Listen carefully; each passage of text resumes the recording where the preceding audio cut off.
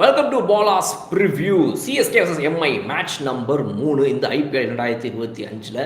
So இந்த மேட்சுடைய ப்ரிவ்யூவில் நம்ம பார்க்க போகிற ஃபர்ஸ்ட் விஷயம் என்ன அப்படின்னா, எல்லா மேட்ச் மாதிரி தான் பிச் ரிப்போர்ட். ஸோ சென்னை அப்படின்னாலே வந்து ஒரு ஸ்பின் ஃப்ரெண்ட்லி ட்ராக்காக இருக்கும் அப்படின்றது எல்லாருடைய எதிர்பார்ப்பாக இருக்கும். பட் ஆனால் இந்த மேட்ச் எப்படி வேணால் மாறலாமிக்கா. நம்ம வந்து 2024 பார்த்துருக்குறோம். சில செப்பாக்கோடைய பிச்சர்ஸ்லாம் வந்துட்டு கொஞ்சம் ஸ்ட்ரேஞ்சாக பிஹேவ் பண்ணிச்சு.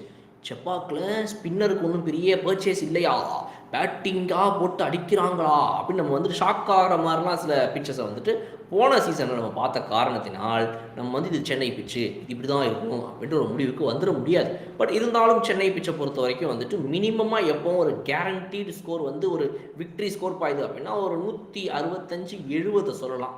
ஒரு பார் ஸ்கோர் அப்படின்னா 175, அபவ் பார்னா 180+.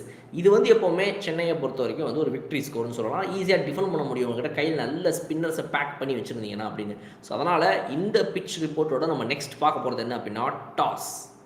ஸோ டாஸை பொறுத்த வரைக்கும் இப்போது இந்த சினாரியோவில் பார்க்கும்போது ஒரு சீசன் டோர்னமெண்ட்டோடைய ஸ்டார்டிங்கில் இருக்கிறோம் அப்படிங்கிறனால இப்போது சிஎஸ்கே வந்து ப்ரிஃபரபிளி பேட் பண்ணால் பெட்டர். பிகாஸ் அவங்கக்கிட்ட வந்துட்டு சேசிங் பண்ணக்கூடிய எபிலிட்டி கொஞ்சம் பிரச்சனைகள் இருக்குது. டெத் ஓவர்ஸில் வந்துட்டு ஆப்போசிட் டீமில் ஃபாஸ்ட் பவுலர்ஸை நல்லா அழகாக பேக் பண்ணி வந்துட்டு யார்க்கர் லென்த்தில் போட்டே இருந்தாங்கன்னா அதை டிக் பண்ணி அடிக்கிறதுக்கான ஆள் நம்மக்கிட்ட கிடையாது. அது வந்து ஜடேஜாவாக இருக்கட்டும், சிவம் டூபேவாக இருக்கட்டும், மகேந்திர சிங் தோனியாக இருக்கட்டும், எல்லாருமே அந்த யார்க்கர் டெலிவரிஸை கிண்டி விட்டு மேலே 6-4 பறக்க விடுற அந்த இதை வந்து கடந்த ஒரு 3 சீசனாகவே மிஸ் பண்ணிட்டு இருக்கிறத நம்ம வரிசையாக பார்த்துட்ருக்குறோம்.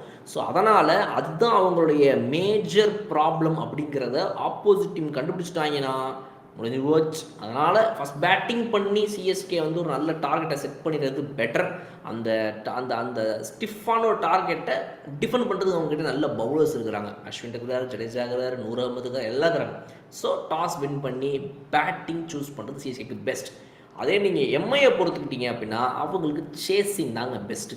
சூரியகுமார் யாதவ் இருக்கிறார், திலக் வர்மா இருக்கிறாரு, ரோஹித் சர்மா இருக்கிறாரு, இப்போ வில் ஜாக்ஸை கையில் வச்சுக்கிறாங்க. ஸோ பேட்டிங் வந்து அந்த கதை டீம் எம்ஐன்னு ஏதாவது சொல்லுவாங்க இல்லையா, அந்த டீமை அவங்க கொண்டு வந்துட்டாங்கன்னும் போது சேசின்னு கிடச்சிச்சின்னா வச்சு செஞ்சு விட்ருவாங்க அவங்க. ஸோ அதனால் ரெண்டு டீமுக்குமே இந்த டெசிஷன் ப்ரிஃபரபிள் தான். இவங்களுக்கு பேட்டிங் ஃபஸ்ட்டு, அவங்களுக்கு பேட்டிங் செகண்ட். இது ரெண்டும் எங்கேயாவது மாறிச்சுன்னா டாஸில் கதை மாறி போகும். ஸோ இதுதான் வந்து நம்ம டாஸில் பார்க்க வேண்டிய விஷயம். அண்ட் அடுத்த நம்ம பிளேயிங் 11 பார்த்துருவோம். ஸோ சிஎஸ்கேவை பொறுத்த வரைக்கும் பிளேயிங் 11 பார்த்தீங்க அப்படின்னா ருத்துராஜ் கெய்க்வாட், டெவான் கான்வேர், ராகுல் திரிபாதி, ரச்சின் ரவீந்திரான்னு சொல்லி அப்படியே போகுது. நீங்கள் ஸ்க்ரீனில் பார்த்துட்டு இருக்கிற இதுதான் வந்து இவங்களுடைய playing 11. Shivam Dube, Ravindra Jadeja, MS Dhoni, R Ashwin, Noor Ahmad, Matheesha Pathirana, Anshul Kamboj and Khaleel Ahmed impact பிளேயராக நம்ம இதில் போட்டிருக்கிறோம். ஸோ இதை தாண்டி நம்ம மும்பை இந்தியன்ஸுடைய பிளேயிங் 11 என்னன்றதை இப்போ நெக்ஸ்ட் ஸ்க்ரீனில் பாருங்கள்.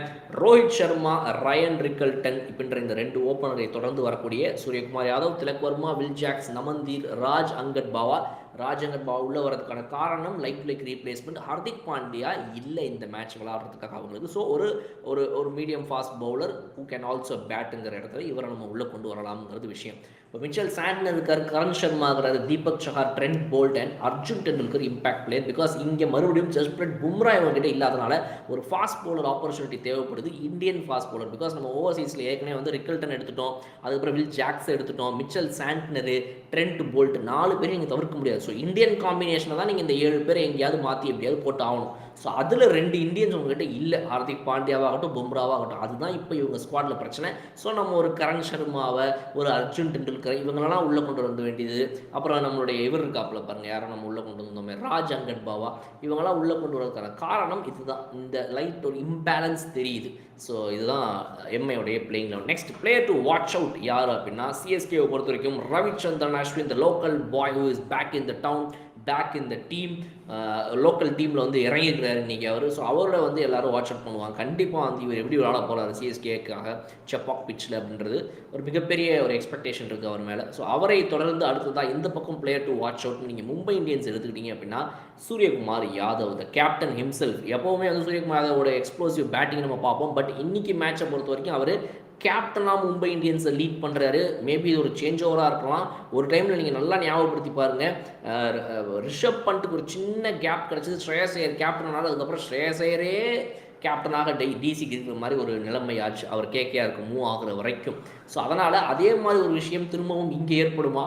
இந்த முறை இந்த ஒரு 3 மேட்ச் ஹார்திக் பாண்டியாவுக்கு பதிலாக 3 இல்லை ஒரு 5 மேட்ச் அப்புறம் இந்த சீசன் முழுக்க அப்படின்னு மாறிடுமா இந்த பேனுக்கு அப்புறமா அப்படின்னு சொல்லி ஒரு சின்ன எக்ஸ்பெக்டேஷன் கூட எதிர்ப்பாங்க. ஏன்னா வந்து இவ்வளோ சூப்பராக கேப்டன்ஷிப் பண்ணுறாங்கன்ற மாதிரி மாறும் அப்படின்னு எனக்கு தோணுது. எனக்கு நம்ம சூரியகுமார் யாதவோட இந்த கேப்டன்சி வந்து ஒரு பெரிய இம்பாக்ட் இந்த சீசனில் கிரியேட் பண்ணணும்னு நினைக்கிறேன். பிகாஸ் இந்தியாவோட T20 கேப்டனான இவர் வை நாட் நம்மளுடைய மும்பை இந்தியன்ஸுடைய நெக்ஸ்ட் கேப்டனாக விரைவில் மாறக்கூடாது. ஸோ அதுக்கான ஒரு ஓப்பனிங்கை இந்த வீடியோவில் நான் விடுறேன். நெக்ஸ்ட் நம்ம பார்க்க போகிறது என்ன அப்படின்னா இன்ட்ரெஸ்டிங் ஸ்டாட்ஸ். ரோஹித் சர்மா அவர்கள் 346 ரன்கள் அடிச்சிருக்காரு 12 IPL இன்னிங்ஸில் செப்பாக்க பொறுத்த வரைக்கும். அண்ட் இன்னொரு முக்கியமான இன்ட்ரெஸ்டிங் ஃபேக்ட் என்ன அப்படின்னா MI head to head face ஆஃபில் வந்து இப்போ லீடிங்கில் இருக்கிறாங்க. இன்னுமே எம்ஐ 20 மேட்ச் சிஎஸ்கேவை தோற்கடிச்சிருக்காங்க. வேற சிஎஸ்கே 17 மேட்ச் தான் எம்ஐ கூட ஜெயிச்சிருக்குது. அதை விட முக்கியமான ஃபேக்ட் இந்த பக்கம் நீங்கள் அப்படி திருப்பி பார்த்தீங்க அப்படின்னா ரீசெண்ட் ஃபார்மை பொறுத்த வரைக்கும் கடந்த ஒரு 2-3 வருஷத்தில் எம்ஐயை விட சிஎஸ்கே இன்னும் கொஞ்சம் கன்சிஸ்டன்ட் கிரிக்கெட்டை ஆடிட்டு இருக்கிற காரணத்தினால் எம்ஐ பாட்டம் ஆஃப் த டேபிள்லாம் போய் நிற்க வேண்டிய நிலைமை அதிகமாக ஏற்பட்ட காரணத்தினால் இப்போ ரீசெண்ட் ஃபார்ம்ஸில் பார்த்தீங்க அப்படின்னா மும்பையை வந்துட்டு தொடர்ந்து அடிச்சுட்டு இருக்கிறாங்க. கடந்த 5 மேட்சஸில் இவங்க விளையாடினதில் ஐபிஎல்ல 4 மேட்சஸ் சிஎஸ்கே தான் ஜெயிச்சிருக்கு. ஸோ ரீசெண்ட் ஃபார்ம் வச்சு பார்க்கும்போது அவங்க, ரெக்கார்டை வச்சு பார்க்கும்போது ஹிஸ்ட்ரி அவங்க, 2 பேரில் யார் இந்த மேட்சை ஜெயிக்க போகிறா அப்படின்றத ஓப்பன் பண்ணி இந்த வீடியோவில் நான் வரேன். நீங்கள் உங்களுடைய கருத்தில் கமெண்ட் செக்ஷனில் சொல்லுங்கள். இன்னும் சூப்பரான வீடியோ நான் வந்து பார்க்குறேன். Okay bye.